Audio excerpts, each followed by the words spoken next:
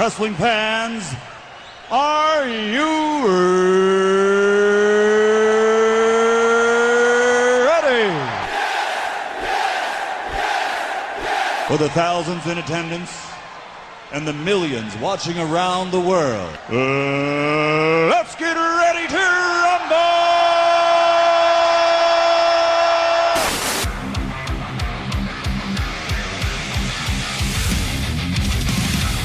And now, please welcome at this time your hosts, Graham GSM Matthews and RJ Marceau.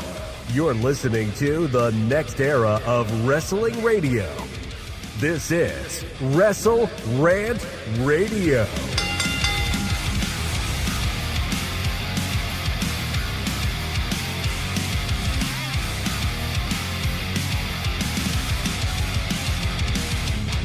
Happy Halloween, folks. Welcome back to WrestleRant Radio here today for October 30th, 2025. Or should I say almost Halloween. It is Halloween Eve as we speak right now.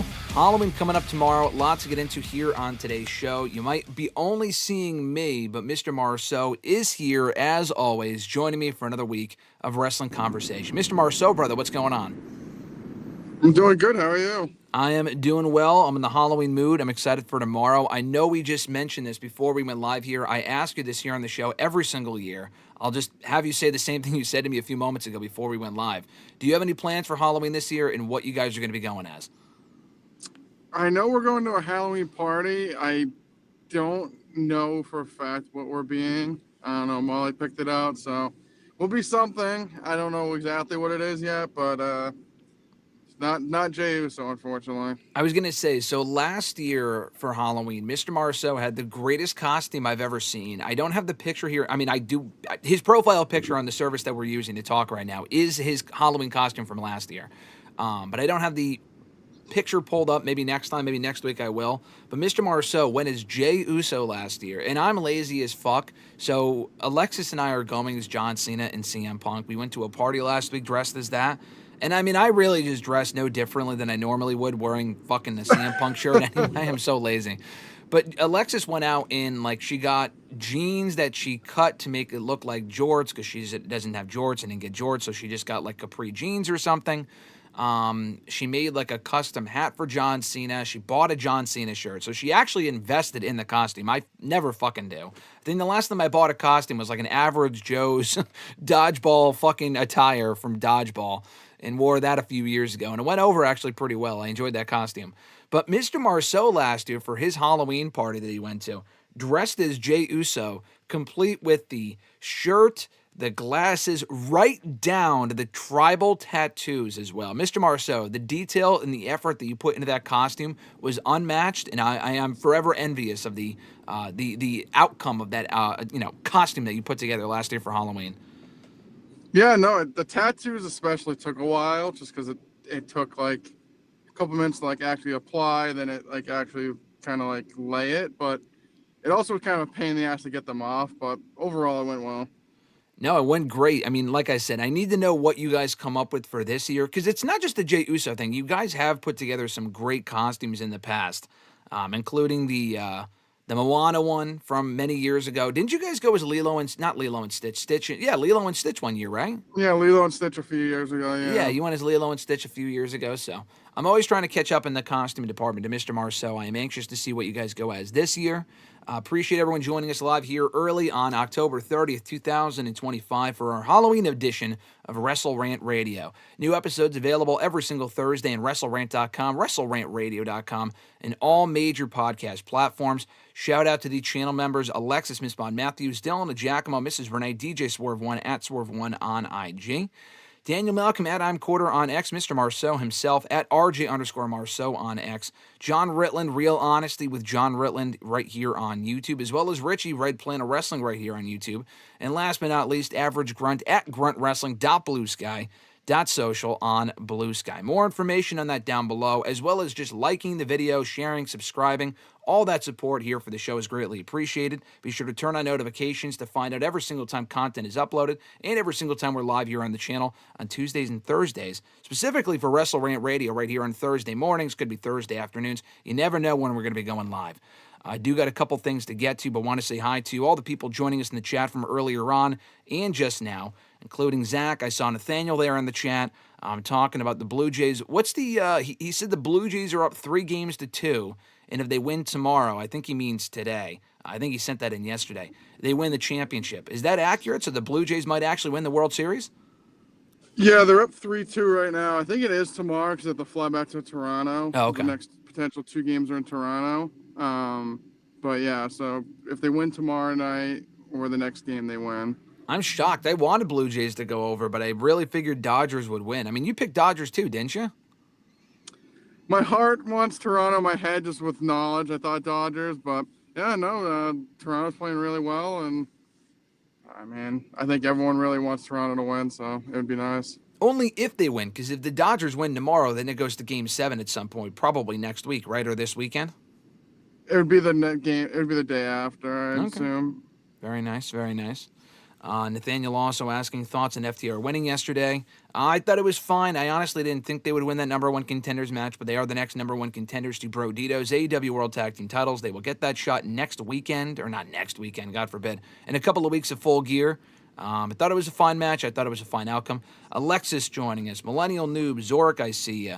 Tyreek also joining us here at the very beginning of the show. Probably in and out, per usual, Mr. Tyreek Cunningham. Saying good morning. Have a great show. Appreciate that, Tyreek. Not much more I could say because you're probably already gone, but thanks for joining us quickly here on WrestleRant Radio. And Cooper as well, what's going on? Thanks for joining. Appreciate you guys. If you have any comments, topics, things you want to add to the show, stuff for us to talk about, be sure to let me know. In the chat, I'll keep an eye on it as we go along here. Mr. Marceau, I'm sure you saw it, all the conversation earlier this week, and Sunday specifically, of those teasers that were dropping, of the people walking, and it was various shoes as well. It was not the same person. It was all different people. I know what we know what it is now, so I'll get to that in about 10 seconds. But I'm just curious if you were as much of a mark as the rest of us, and assuming, could it be this person? Could it be this person returning to the company? Could it be this person making a debut from NXT or a faction? People were saying maybe Santos is coming back. Maybe it's, it was never going to be Andrade, but that would have been fucking hilarious if it was. Andrade, Chris Jericho is a popular topic. Obviously, it was none of those people. But when you first saw those vignettes earlier this week, what did you think?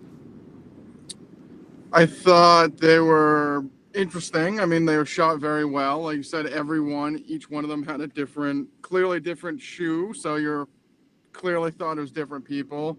Obviously, it just ended up being a promo for WrestleMania 42. But I thought, like you said, at first, I feel like the first person, they kind of did good because, like, the first person kind of looked like his shoes were like Gunther style shoes. So you're like, oh, maybe it's Gunther coming back.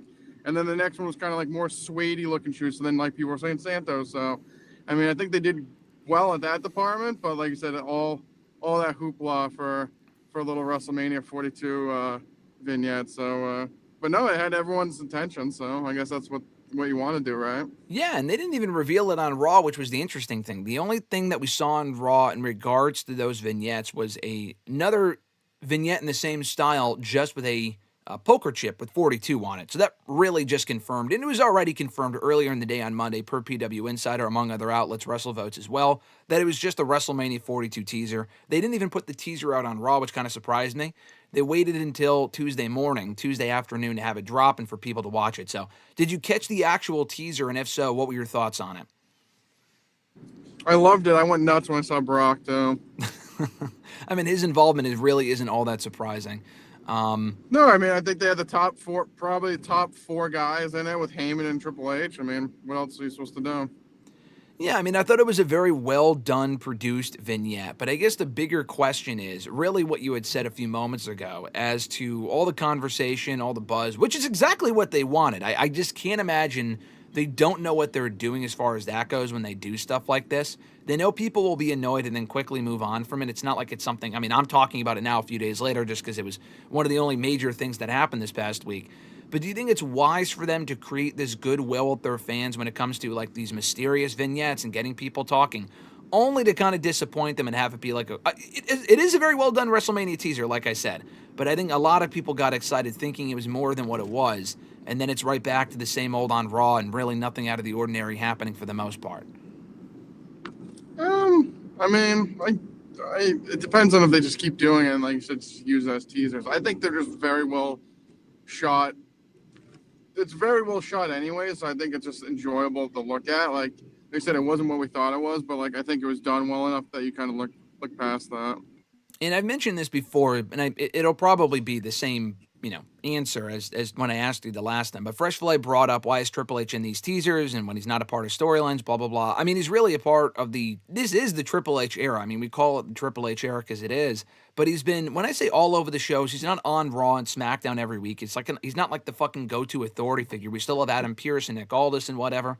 But in all the promotional material for WrestleMania, for the Netflix era, opening video packages and everything else, ESPN, he's all over that shit, and he has been probably for the better part of the past 2 years, really since WrestleMania 40, and probably even before that as well. It doesn't really bother me personally.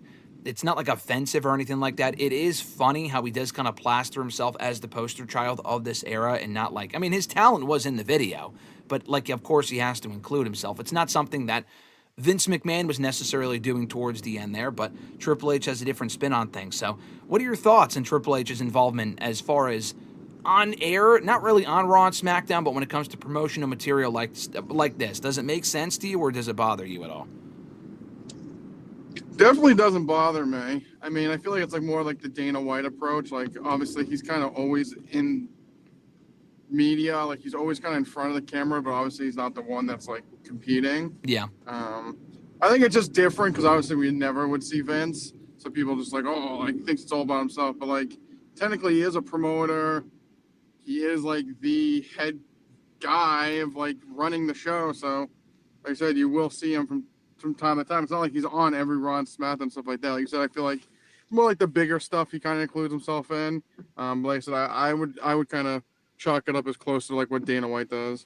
I mean, it's funny you say that. There was a report, I don't remember who it was from. I don't know if it was PW Insider or Fightful or another outlet, but it could have been Meltzer, that Triple H was trying to be the next Dana White of WWE specifically, as far as, how he positions himself on these shows and in the promotional material where everyone knows he's in charge. And it has its, pros and cons. When the product is hot and they're doing well, we can all praise Triple H, but when it's not doing so hot and they make dumb booking decisions, he's the one that takes a lot of the flack, as he should, if he really is in as charge of the creative as he claims to be, and I imagine he is.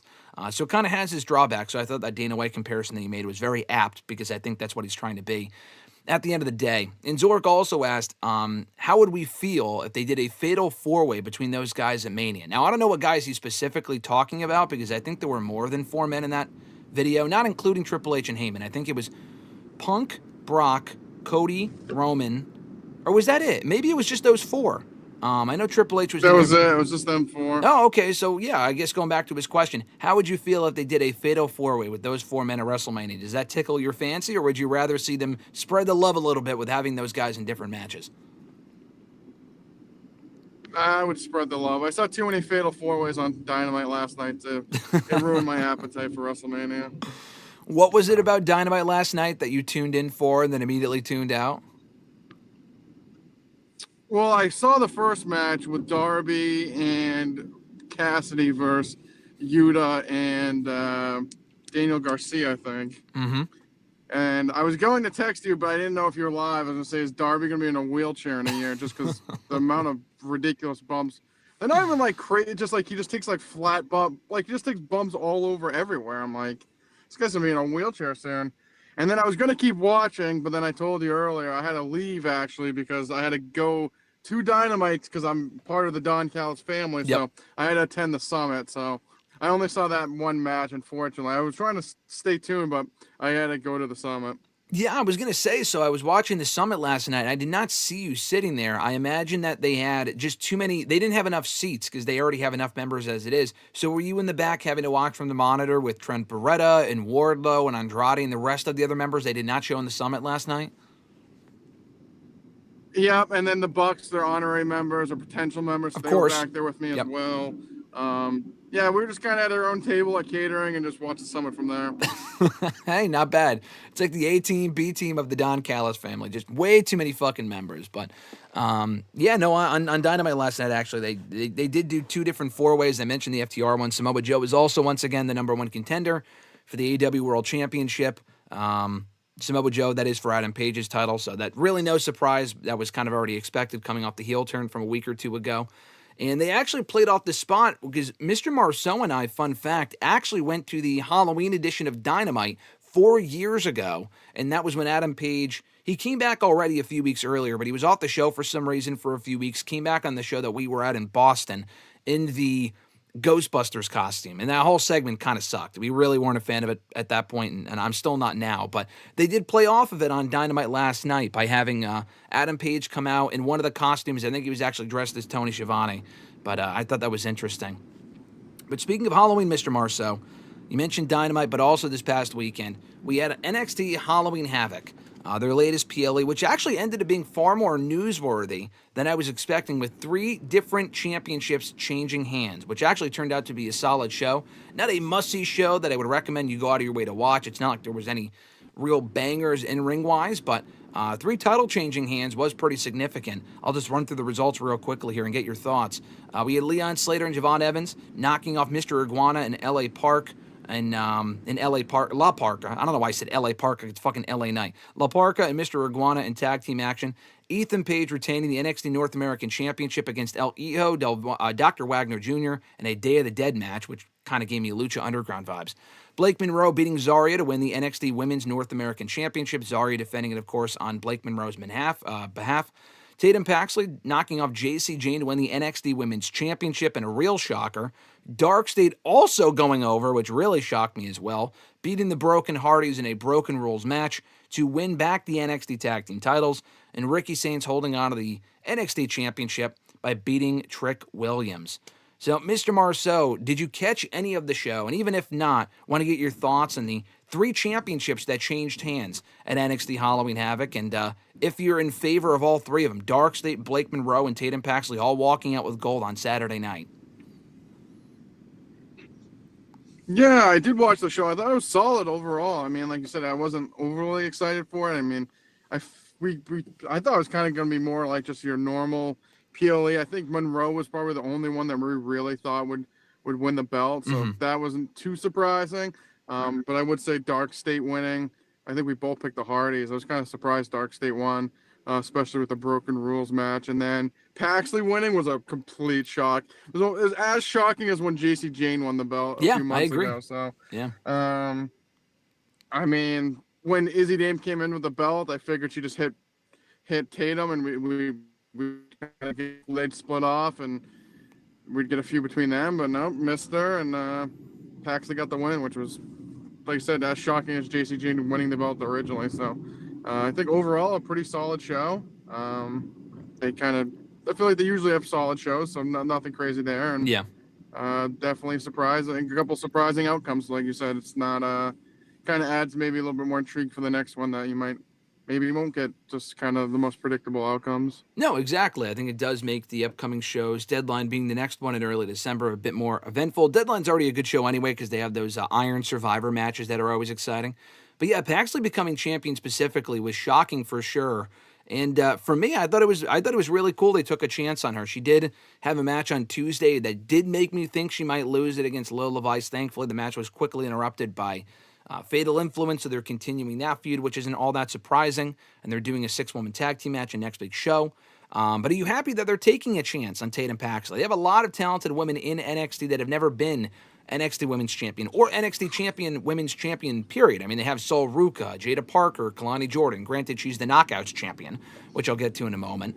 But Paxley is not like the best of the bunch by any means, but she's also gotten over and improved in the ring and very much as a character in the last couple of years. So you happy that she was the one to end JC Jane's, I believe, 5-month championship run as NXT Women's Champion? Yeah, I mean, like you said, I don't expect her to hold the belt for too long anyways, but it was a nice touch.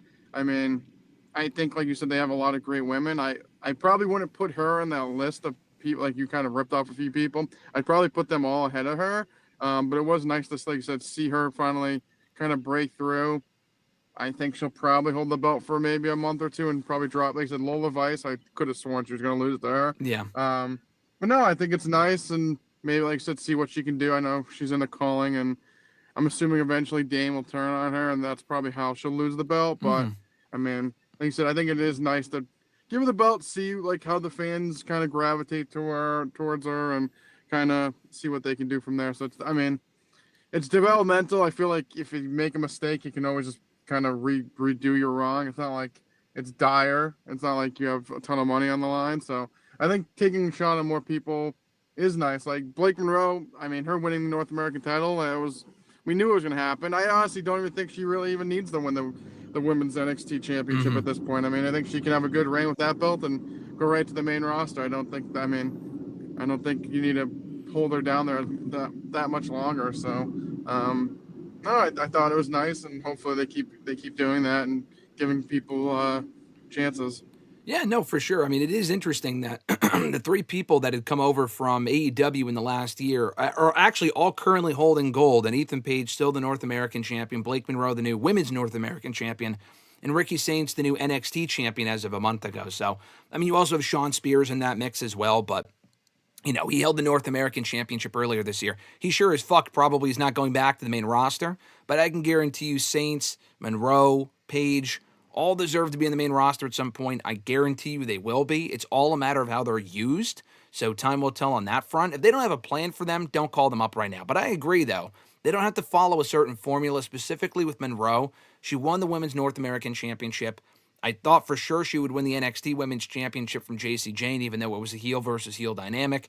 They didn't do that, totally fine. But she does have the Women's North American Championship instead, which I did think was the right outcome, also furthering the tension and the inevitable split between Zarya and Sol Ruca probably coming on the Sooner side. But also from Tuesday's show, you mentioned, Tatum Paxley nearly losing it on Tuesday, which I thought the exact same thing, like I said. But at the end of the show, Kelani Jordan defending the TNA Knockouts World Women's Championship. And it's interesting, TNA actually has aired no original content since we went to Bound for Glory a few weeks ago, because they didn't do any tapings after the pay-per-view. They're not doing any tapings until like mid-November, so there's no TNA on right now. It's just kind of rerun shit. But they did have the Knockouts title headline Tuesday's show between Jordan and Jordan Grace, the Battle of the Jordans. And they've been teasing this for a while, the match and whatnot. Kelani Jordan's kind of gone back and forth between being a tweener and a babyface. She full-on went heel on Tuesday. And I know you were already a big Kelani Jordan fan, and rightfully so. I think she's very good. She has a lot of potential. We were at the tryout where she got hired 3 years ago in Nashville over SummerSlam weekend. And she obviously retained her championship, but also turning heel in the process, which I thought was very well done. I think the match was fine, but this should set up a rematch, logically, probably at the Gold Rush show in a couple of weeks, if not at Deadline. But this should also ideally be, I feel like we've been talking about this for months, the send-off storyline, the send-off feud for Jordan Grace on the main roster, who really has no business being in NXT any longer. So your thoughts on the heel turn from Kelani Jordan on Tuesday night and what that means for Jordan Grace going forward as well? Yeah, no, I really enjoyed it. Like you said, I really like Kelani Jordan. I think she has a great look. She's pretty good in the ring, and I think she's got a lot of room to improve. So I like the match. Like you said, she kind of was like, originally was going to use the belt, and she dropped it, and then when push came to shove, grabbed the belt, knocked Jordan over the head, 1, 2, 3. So good win for her. I think Grace at this point, like you said, I think she's counting the days for her main roster. I'm assuming she'll probably be in the Rumble. That just makes the most sense, but maybe they introduced her a little bit beforehand. I don't know if it was last year or the year before, they kind of did that with Julia and Roxanne, so I'm assuming they'd probably do something similar with her. But yeah, this should probably be her last main feud before she gets called up. That would make sense. She got called up, or she was rather in the Rumble 2 years ago as a TNA talent. She was in the Rumble last year, officially as a WWE talent, but, in NXT at that point. She wasn't called up to the main roster back then, although we kind of expected her to be. She wasn't. She stayed in NXT, and she'll probably, the next time she's in the Rumble, coming up this year, should hopefully be a member of the Raw or SmackDown rosters. But speaking of which, so if Jordan Grace is probably going up soon, I would have to imagine, maybe not Javon Evans quite yet. I think Evans could be in the main roster tomorrow. He has shown that, and he would excel. There's a lot of people currently in NXT that would do well on the main roster. Ethan Page, Ricky Saints, Blake, like you mentioned, all of which are currently holding gold, so maybe not. But, Tony D'Angelo being another one, but I have no fucking clue what the fuck you do with that guy in the main roster. I like him, but I don't really know where he fits in. Trick Williams, though, lost the main event, as we mentioned earlier, to Ricky Saints, failing to become NXT champion. What do you do with a guy like Trick Williams in the main roster? And I know that sounds like a stupid question because it's like the guy's obviously a star in the making, but I am curious how you would book Trick on the main roster to ensure that he doesn't get lost in the shuffle from the get-go. And do you keep him off TV for a while? Do you call him... Obafemi's another one. Someone just mentioned him in the chat. I think it was Millennial Noob, actually. Obafemi's another one that you can call up soon. I think he is going back to NXT first before going to Raw or SmackDown. We mentioned Obafemi and how you would book him a few weeks ago. But what about Trick Williams, a guy that's been in developmental for so long now, is ready for that move? How would you book him on the main roster from the get-go? With Trick, that's a good question. And do you do it now or wait until the Rumble, like Honestly, you said? Yeah, I'd probably wait. I just feel like there's I feel like if you start intertwining people right now, there's just a lot of people are busy right now. So like, what's he really gonna do in the interim? I guess if you want, I would probably team him right back up with Carmelo just to kind of get him with a familiar face, put them in the tag team, and then eventually just split them apart. Yeah. Obviously, because they're both singles guys. But I feel like that's the biggest cushiony landing spot for him. Put him back with Melo. They can be tag team together for a little bit. Maybe have a run, maybe not. But it's like someone familiar and someone that he can work well with. No, it's a great idea, and it's so funny you mentioned that. Johnny in the chat, Johnny, what's going on, had literally just said Trick and Carmelo can win the tag team title. So, which, it's totally fine. So what would you do exactly? Having him work with Carmelo from the jump, I think would be extremely smart given their history. They also recently reunited on NXT, so you can kind of play off that as well. They beat DIY in a tag team match. Do you reunite them on the main roster? Like, Hayes is clearly going babyface. This Miz feud has lasted this whole fucking storyline of the Miz has lasted way longer than it should, but it is what it is. Do you bring Trick up to reunite with Carmelo as a babyface team, kind of like they were in NXT, although they did start out as heels? Or do you bring heel Trick up the way that he is right now, which is, I think he's currently killing it in the character and promo department. And he was already great as a babyface, but I think he's doing even better work now as a heel than he was as a face. Do you call him up to feud with Carmelo, or do you just pair them off initially as an alliance and then kind of trickle down from there into them feuding at some point down the road, a la as they did in NXT a few years ago? Yeah, I would team them as like you said, I'd bring them in as like an ally of Melo, and then from there split them apart somewhere down the line. Yeah, I think that would be a nice addition to the tag team division on SmackDown as well. They already have a lot of great teams as it is, but it might give Hayes some direction. Having him on his own as a babyface is kind of what I want to say, but if they're not going to put the U.S. Championship on Hayes or put him back in that conversation anytime soon, having him do something with Trick might not be a bad idea, and we know how well they work together from their time in NXT and the many years they spent together there. Fresh Fly said, Trick Williams, Carmelo Hayes, Montez, Angelo Dawkins, heel stable. I don't really like that. I'd rather Montez go on his own. They were teasing that for a while. They kind of moved away from it. There's been no follow-up in weeks about that. Another heel stable. We already saw the Profits in a heel, quote-unquote, stable with the Pride. Didn't exactly work with them and Bobby Lashley. They worked well together, but they never really got over as heels because people didn't want to boo them. So I wouldn't exactly do that. But Fresh Fly also said, I feel like Hayes not being over right now might bring Trick Williams' stock down. Yeah, but I think Hayes is going to get over by working with Miz as a babyface. Hayes isn't the most over guy in the roster, but he's not over at all. So I don't think he would bring Trick's stock down, but it depends how over Trick is when he gets called up. I think it's going to be easier for Trick to get over on the main roster than it is Carmelo Hayes, who is great and he can talk and whatnot, but Trick has more of a natural charisma and the theme song and everything else. I think a lot of people will gravitate to him real quickly, whether he's a heel or a babyface, on the main roster. Now, as I mentioned, Mr. Marceau, 3 championships changed hands on Halloween Havoc this past weekend. There's a very real possibility that we can get another 3 championships changing hands this coming weekend at the next installment of Saturday night's main event. There's only 4 matches announced right now, that being Punk and Jey Uso, Dominik Penta Rusev for the IC title. We'll go through these in a second, but Tiffany Jade for the WWE Women's title, and Cody and Drew for the WWE title. I would have to think, I mean, not necessarily, but I would have to think they might add a 5th match because they typically have for these Saturday Night Main Event shows. I would prefer if they just stick to 4. I don't know if the commercial breaks will be as bad because this is actually not airing on NBC, which is important to note. They got rid of that. It's only airing exclusively on Peacock now. Yeah, only on Peacock, 7 p.m. Eastern Time. So the commercial should not be as bad. I would think they would not have as much of a hard out as they have in the past. So they don't have to quickly end, and like the whole Goldberg issue from a few months ago should not be a problem with this show or John Cena's final match show with Saturday Night's Main Event coming up in December.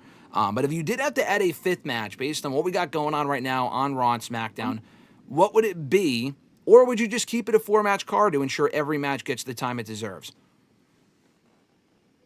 I would keep it a 4-match card. I mean, they're pretty much they're all title matches, so I mean, I expect them all to be decently long or somewhat long, so I would just keep it 4 matches. What else? I mean, I don't even know what else you'd even constitute to put on there. I mean, they could probably find something at the last minute. They could do like an Ilya Dragunov Open Challenge or something like that. They could, I mean, whatever it would be, it has to be a SmackDown match because Raw's already over. So, I mean, we have SmackDown tomorrow night on Halloween itself. I don't know what it would be.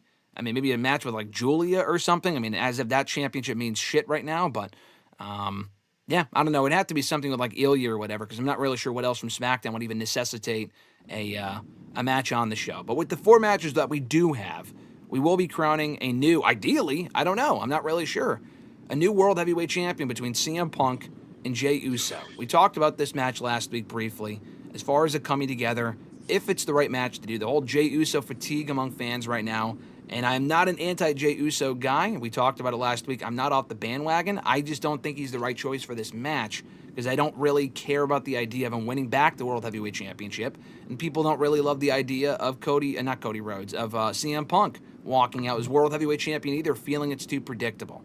So we talked about it last week, Mr. Marceau. I'll ask you again, who walks out here as World Heavyweight Champion if we actually even get a finish? Because there's people saying that we might get a non-finish with the Bronze running in and ruining the finish.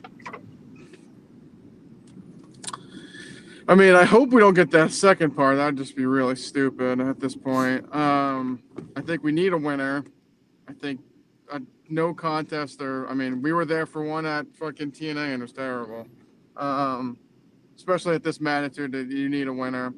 I don't know. After Raw and they're back and forth, I feel like I'm leaning Jey. Punk kind of just kept saying, like, what are you going to do are you going to do whatever it takes to win? Like, and I feel like maybe he will. I don't know if we'll get Jimmy helping him. Does he realign with Paul Heyman and get an assist from the Bronze and we get heel Jey? I don't know. Like, Punk just kept saying, are you going to have what it takes to, like, are you going to do whatever it takes to win? And I feel like he kept saying it so much that it got in my head that, like, there's a chance that Jey turns heel and he wins the belt. So I'm going to go with Jey, honestly. So you think Jey will win? Is that something you want to see? Do you think right now is the right time for a heel Jey Uso, not even just a heel Jey Uso, but a heel Jey Uso as World Heavyweight Champion just months after he dropped the championship back to Gunther? Probably not. I mean, he's so over right now still with, like, the actual crowd. I know, like, the internet fans and people on Twitter and stuff are kind of sick of him, but, I mean, if you watch Raw every week, I mean, they're still popping as loud as they did before. He's moving a ton of merchandise. So I think, like, on that front, no, but I don't know. Also with Punk, similar to Rollins, I just love him. And, like, he's better in chase mode. Mm-hmm. I don't know. Like I said before, I just don't think, like, I don't know. Like, if we're just Punk wins, then we just get him versus the Bronze. Like, we already knew that was coming anyways. And talk about predictability. Like, that was kind of where it was going before. And then they weren't in this match and they gave us Jey instead. So, I mean, I don't know. Like I said, I don't think it's the greatest thing, but I mean, it's definitely different. People always complain that it's too predictable and da-da-da-da. Well, this is not really predictable and it's a totally different thing that we could think of. So I'm just going to go with Jey. I just have a feeling he's going to win. You did mention that all roads probably lead to the Bronze regardless, which I agree with. The whole report was, I forgot who had said it, but I think the idea was that they did not want to put the belt on Breaker on a show like Saturday Night's Main Event when they can wait for a bigger stage.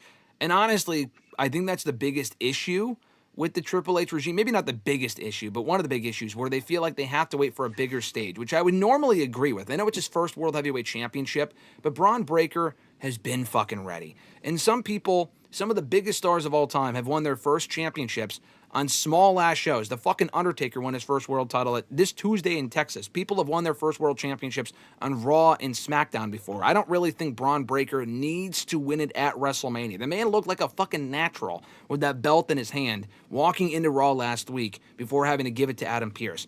Would you just pull the trigger on Braun Breaker right now, or do you agree with the mindset that they should wait until a WrestleMania to do it?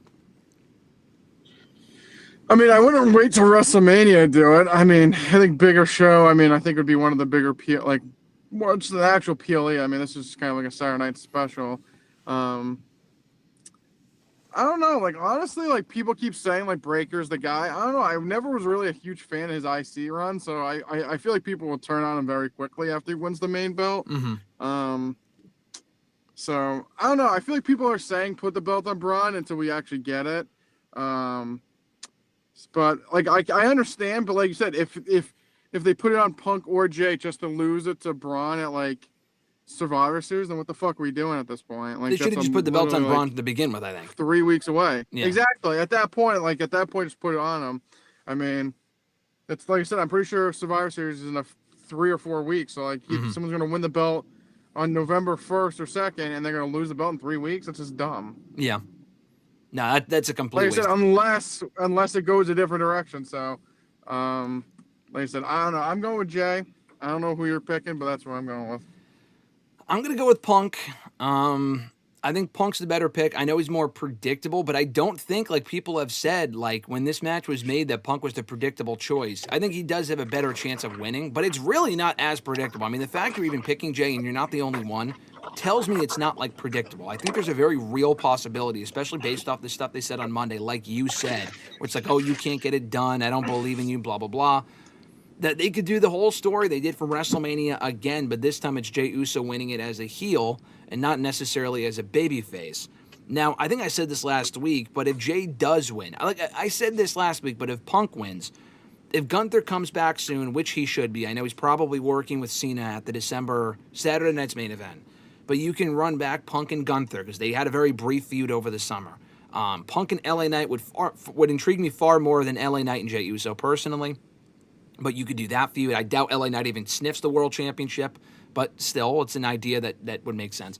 You mentioned Punk and the Bronze. I'd rather see Punk working with them because he has not had singles matches yet with Breaker or Reed than Jey Uso, who has worked with both guys multiple times. Jey Uso has worked with every person I just mentioned several times over, so that's why him winning the championship to me just doesn't make sense. But if Jey Uso does win the belt, what do you think the end game is there? Is it him just holding it for a couple of months or maybe even a month? Like you said, maybe Survivor Series. But let's say he holds on to it a little bit longer than that.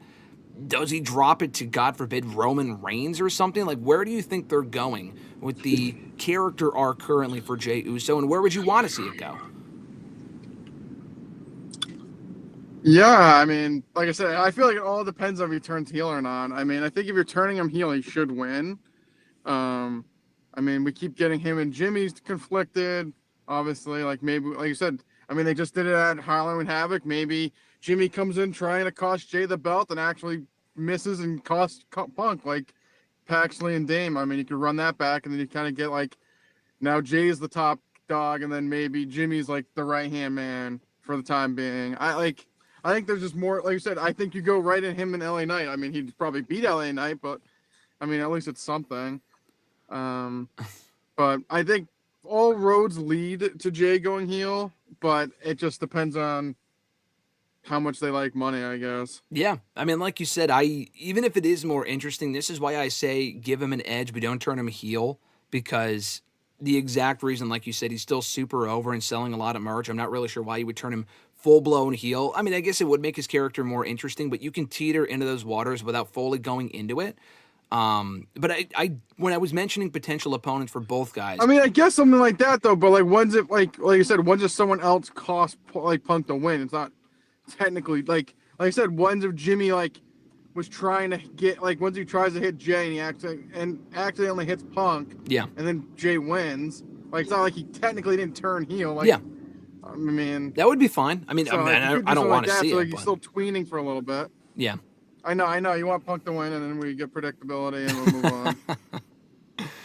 It's just, well, listen, notice how in all the people I said that Punk would be working with and Jey would be working with, I did not mention Jimmy, because the last thing we need is another Jey and Jimmy match. I mean, can we just agree that even if Jey does turn heel, even if the roles would be reversed, I guess, with Jimmy as the babyface this time, we do not need another Jey and Jimmy match. That would just be abysmal. I have no interest in that whatsoever, especially for the World Heavyweight Championship. No, I'll give it another run back. I mean, I think their first match was really bad. And I also just think that the problem with that, I think we said it at the time, the problem with that match, the biggest problem with that match was that Jimmy was not over. Like, no one cared about heel Jimmy Uso. Yep. So, no one gave a shit. So, like, the match in-ring wise wasn't that great, but, like, at least if they both were over in their respective sides, like, I think people would have gave it more of a pass, but no one cared about Jimmy, so we're like, wow, this is terrible. Fair point. I think it would be a better dynamic with Jey as the heel, oddly enough, because people actually care about Jey and no one gave a shit about Jimmy. I mean, Jimmy never won shit, so him being beaten by Jey meant nothing. And the match itself was very boring. I don't think the quality of the match would be much different than it was at WrestleMania, to be honest with you. But, I mean, I guess I would rather, I hate to say this, but I'd rather see that over a heel bloodline again. Like, do you think all roads lead to Jey and Jimmy and maybe even Roman getting back there as a heel group, or do we get heel Jey and I say quote-unquote babyface Roman. He's not really a babyface. He's just kind of an asshole regardless, but people cheer him now. I mean, I don't really want that to be the Mania match. Whatever they're doing with Jey, I don't really want them to have this drag out till Mania where Roman's wasting a Mania match on Jey Uso when he can work with Breakker instead, or Punk one-on-one, or almost anyone else. The Jey Uso hate is crazy. I love Jey, but I'm being honest. Match against Jey, the wasting is disrespectful, honestly. We've already seen it. Yeah. So run it back again. Oh no, we only saw Brock and fucking Roman 17 times. I mean, the dynamics also change. If Jey's heel and Roman's a babyface, it's a totally different dynamic.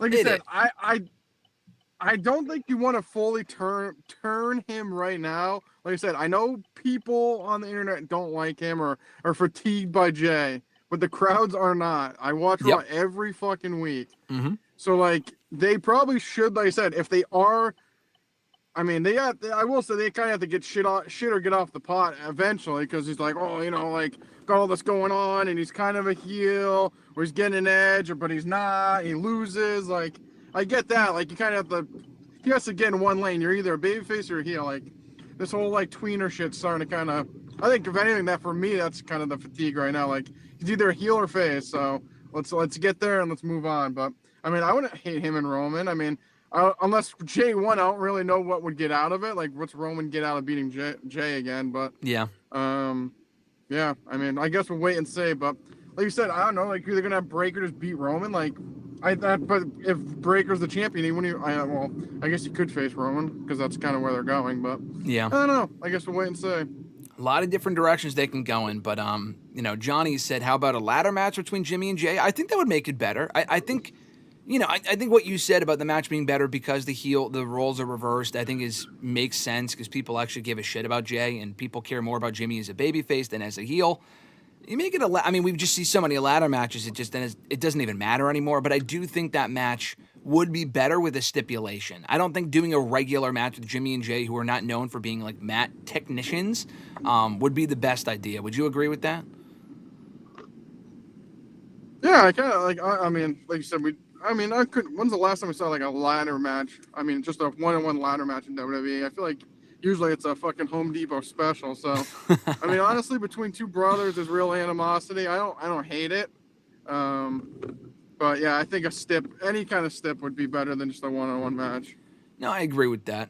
New mention after the embarrassing match they had at Mania, it was worse than Seth and The Fiend to Hell in the Cell 2019. Let's not go that far. That was one of the worst matches in company history. I was saying, that's not, Jey and Jimmy was not good, but it was an underwhelming Mania match, but it was not worse than that literally killed off a big portion of their fan base for a while after that match was over. So let's not go quite that far. But Fresh Fly mentioned it's the internet crowd that's tired of Jey and the arenas like him. That's why Triple H continues to book him. I mean, yes and no. The thing with Jey Uso, it's just that I want to make this clear. I don't not like Jey. I get why they're pushing him. And to RJ's point, he's extremely over, and I think he's one of the better characters on the show. And I like Jey. And I think his rise to the World Heavyweight Championship in Mania, not that we were the only two, but me and Mr. Marceau were among those that were defending that decision because it made fucking sense. He was a great Rumble winner, and we got that great moment out of it at WrestleMania. And the title one that came out of it was perfectly fine. I had no issue with any of that. I just have an issue with going right back to him in this role right now when it feels too soon. I think you could tell this whole story with Jey outside of the world title picture. And Rollins getting hurt kind of fucked up the whole thing because Jey probably would have never won the World Heavyweight Championship around now had it not been for Rollins getting hurt. But we'll see what they do. Maybe Jey wins. Well, yeah. Becomes, which I get. But, I mean, they have to pivot. I just don't think Jey is the strongest fit. I would rather they just go to Breaker immediately. The problem realistically is too, it's not like him. I mean, I know no one's really pointing this out. I guess one of the problems I think people aren't really looking at, especially in the Raw side of things, a lot of their top guys, they aren't spring chickens here. I mean, you got Punk, he's got to be in his 40s. I'm assuming Jey Uso's probably in his late 30s, early 40s. I mean, LA Knight's in his 40s. I mean, yep. Rollins is in his mid to late 30s. Like, you got a lot of older guys. So, like you said, even with Jey, like, if there is, I guess, some money or longevity in a possible heel turn, like you said, maybe, like, it's kind of like, it's not like they have years down the line to hold on to this shit. Like, I feel like a lot of these things, like, you kind of have to pull trigger if there's a chance because most of these guys' days in the ring are numbered. I agree with all of that, but that's exactly why they should have put LA Knight in this spot. I mean, the guy's not getting any younger. He hasn't won a world championship yet. But the thing is, I've kind of accepted that they're just not pushing LA Knight, unfortunately. No, I've accepted that too, but the problem, we shouldn't be accepting it because it should be normal that he should be in the spot of World Heavyweight Champion. I mean, Fernando even said, what's going on? He said, Jay's not the only guy who's over. I don't understand the whole poor Jey garbage. I mean, he's right. I mean, I think pushing Jey makes sense. It's not like you don't push Jey Uso, but you can also push other people at the same time. LA Knight really should have been in this spot. I'm sorry. Yeah, but LA Knight's not related to Roman Reigns. He's not an NOI, you mean? I mean, literally, unfortunately, if he was Samoan descent, he'd have championship by now. I mean, like you said, if you want to go strictly on overness, like the fact that he hasn't really got like a main title, he hasn't even got a main title run at all. Like, nope. It is criminal, but I mean, I think this is what you got to think. A lot of people, I feel like, accepted it for a while because obviously when he did get called up originally, it was like the whole Max Dupree and like Triple H let him be LA Knight and kind of like, so I think that did garner a lot. But at this point, like I said with Jey, like, you got to shit or get off the pot. Like, he's going to win the belt or he's not. I mean, the fact that he's still over is crazy to me because, like you said, he's lost so many times. But, like, I don't know. I'm saying, like, he needs to win. I mean, like, at this point, he's just a B-plus player. Like, he's like, unless he's the one to beat Dominik, which I don't really care to see him as IC champion. I just don't know what else you do with him.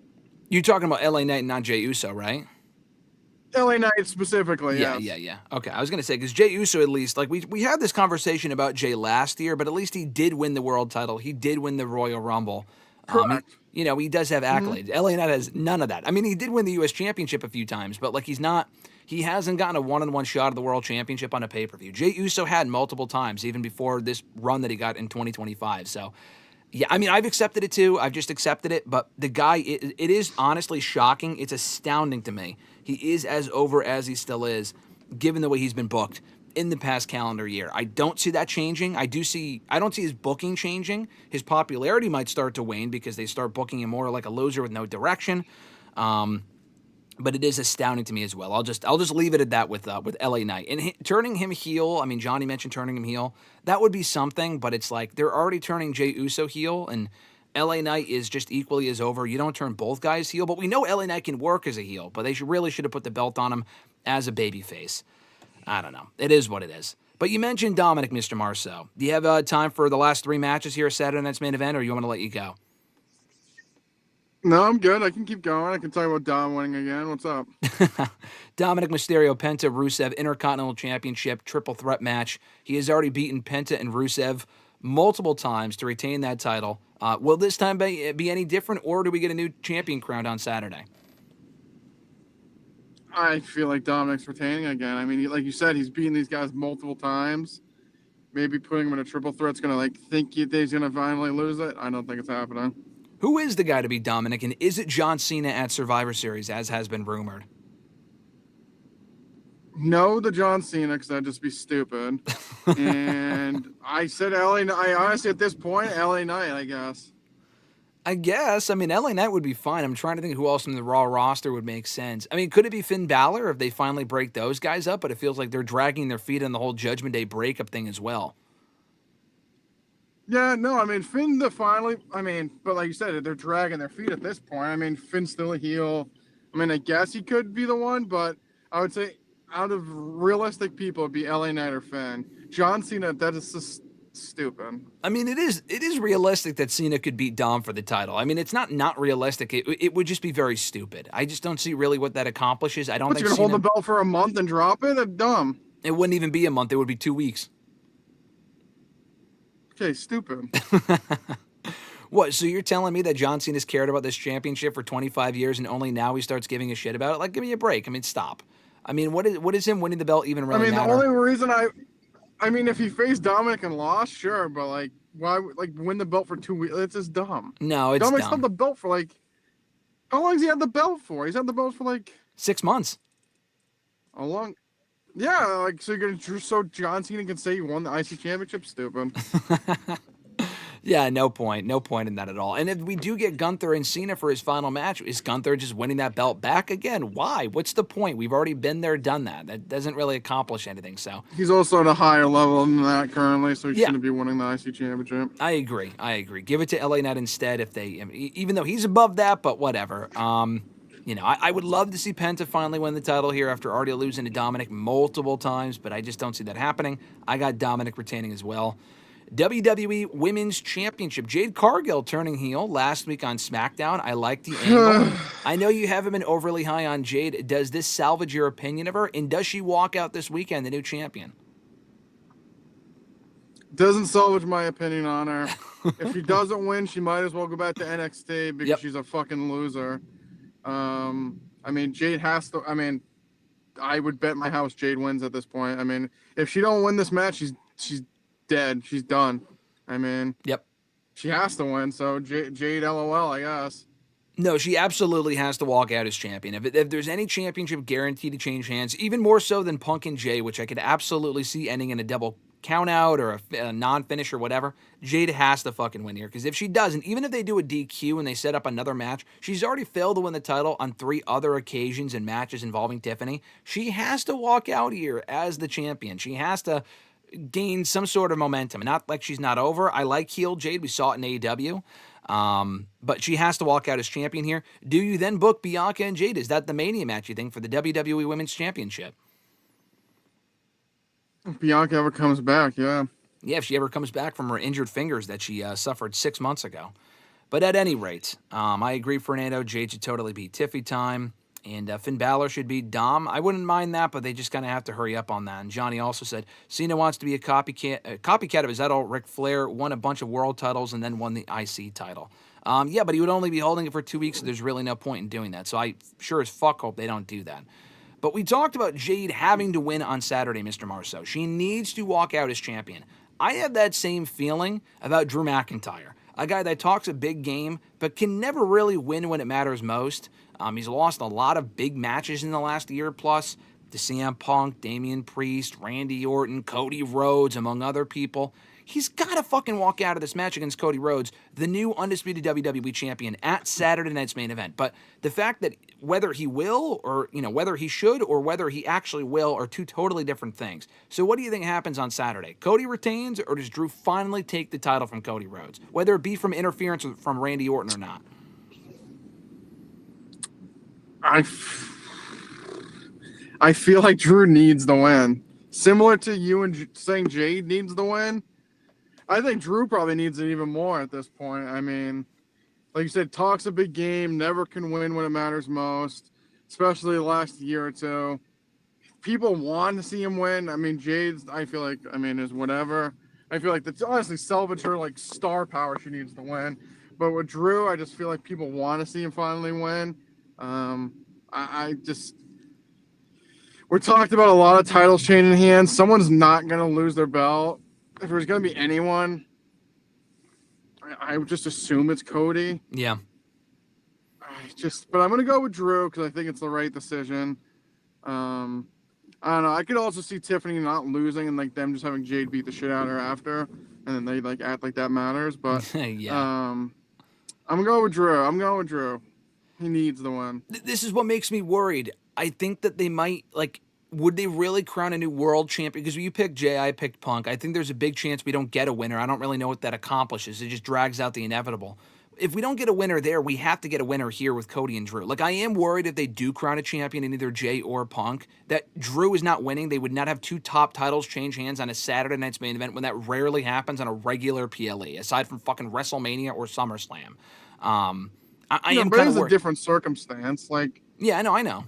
It's not like Rollins is dropping the belt and then Cody, like, obviously it's for a belt that's vacated. Yeah, I agree. I still just think it might be a stretch that they change both belts. I'm going to take the pessimistic route here and say that Cody Rhodes retains. I think Drew has to win. I hate to say it. I think Cody Rhodes is going to retain. And I like Cody Rhodes. It's not a Cody Rhodes issue, like I said with Jey Uso. It's not a Jey Uso issue. It's not a Cody Rhodes issue. It's a Drew McIntyre issue where he needs to fucking win. Like, why would you give the guy another shot? Now, reportedly, they were going to do this match at Survivor Series, but they bumped it up. I don't know why. Oh, because Jacob Fatu got hurt. That's why. Fatu got hurt. I don't know if they were going to do Cody Fatu or a triple threat or whatever. I mean, can we have Orton get involved but inadvertently cost Cody the championship so he's kind of quote-unquote... I mean, I would have Drew win clean, but that's probably not going to happen. Could you see that scenario where Orton gets involved and they do Cody and Orton, non-title feud? But I think that would probably be a championship feud for the next couple of months. I think we get it soon, but I think that would be for the belt. That's kind of what makes me worried. Yeah, no, I mean, I think that's the thing that's holding me back from like going Drew. Like, I think, like you said, Cody and Randy is a title feud. It's like, I don't know. Like, I guess Randy could eventually win the belt from Drew, and then we go Randy as champion. But I mean, I just feel like you said, Drew needs the championship. I don't know. I just think, like you said, Randy and Cody's a title feud. Drew wins the belt. Wins Randy. I mean, like you said, maybe Drew does beat him clean, and Randy doesn't come back for a little bit longer or get involved in a little bit longer. But maybe they do like a rematch, and like you said, Cody wins and whatever. Yeah, I just think I'm still sticking with Drew. Like you said, maybe Drew wins, and like they're like, oh, who's gonna face Drew next? And Cody happens. They do Cody versus Randy, and Cody beats him. And then Cody wins the belt back at Survivor Series or something, and then Randy attacks him after, like, you took my chance again, like, took my shot. Mm-hmm. I could see that. As long as Drew wins it for a little bit, I could see it. I think it's possible. I'll stick with that then. I could see it, but I don't see it happening. I could see it. That doesn't mean I think it's going to happen. I think Cody will retain. What makes it worse is that Cody already beat Drew clean as a sheet, making Drew look like a moron back at WrestlePalooza a little over a month ago. So it's not even as we haven't even seen this before. We already saw Cody beat Drew. I think he beats him with more shenanigans. I just don't see them having the title change hands on this show. I mean, they haven't done anything super noteworthy on any of these Saturday night main events since they fucking started a year ago. I don't think that changes now. I got Cody Rhodes retaining the championship. I hope I'm wrong. I hope you're right. But we'll find out on Saturday. And I completely agree with Fernando. He said, my heart says Drew, but my mind says Cody. That's exactly where I'm at right now. You mentioned we said that earlier about something else. What were we talking about where you said heart? The Blue Jays and the Dodgers. Oh, yeah, the Dodgers and the Blue Jays. Yeah, that is my Dodgers Blue Jays with Drew and Cody. I think Drew will lose. I want him to win, but I do think Cody retains ultimately. Last question for you, Mr. Marceau, before I let you go here. Fernando asked, what is the NFL game to watch this weekend for you? I don't even have a schedule pulled up. I have no idea. No games that you already know about that you're looking forward to? Well, the World Series maybe, right? That's not NFL. I know that. Well, that's NFL. I don't know. Like I said, I usually look at. I don't even have a schedule pulled up. I couldn't even tell you who's playing. Next time, Fernando. Next time, give me some. Next time, yeah. When I'm not at my desk I don't have a list to look at, so. Next time, ask us next week, and he'll give you an answer on next week's show. But this has been a blast as always, Mr. Marceau. Thanks as always for coming on and chatting per usual. We'll be back next week problem. talking, a little bit about Saturday night's main events and all that other sort of stuff. Thank you guys for tuning in. Like I said, new episodes every single Thursday on WrestleRant.com, WrestleRantRadio.com, all major podcast platforms. Channel member shout-outs to Alexis, Miss Mon Matthews, Delna Giacomo, Mrs. Renee, DJ Swerve 1, Daniel Malcolm, Mr. Marceau himself, John Ritland, Richie, and Average Grunt. Thank you to the channel members. More information down below. Be sure to like the video, subscribe, and turn on notifications to find out when we're going live every single Thursday here for WrestleRant Radio. Enjoy Halloween tomorrow. Mr. Marceau, be sure to send me a picture of your costume when you get a chance at some point tomorrow or this weekend. Will do. I look forward to my man. All right, guys. All right, take see care. you later. See you, brother. Take care. Oh, turned out the outro there by accident. Have an awesome one, guys. I'm Graham GSM Matthews. For Mr. Marceau, have a very happy Halloween. We'll catch you right back here next week on the show. And until then, have a great week.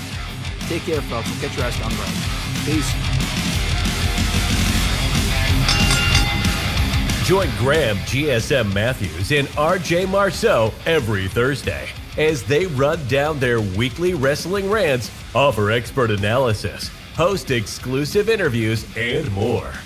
Subscribe today on all your favorite podcast platforms and never miss an episode of WrestleRant Radio.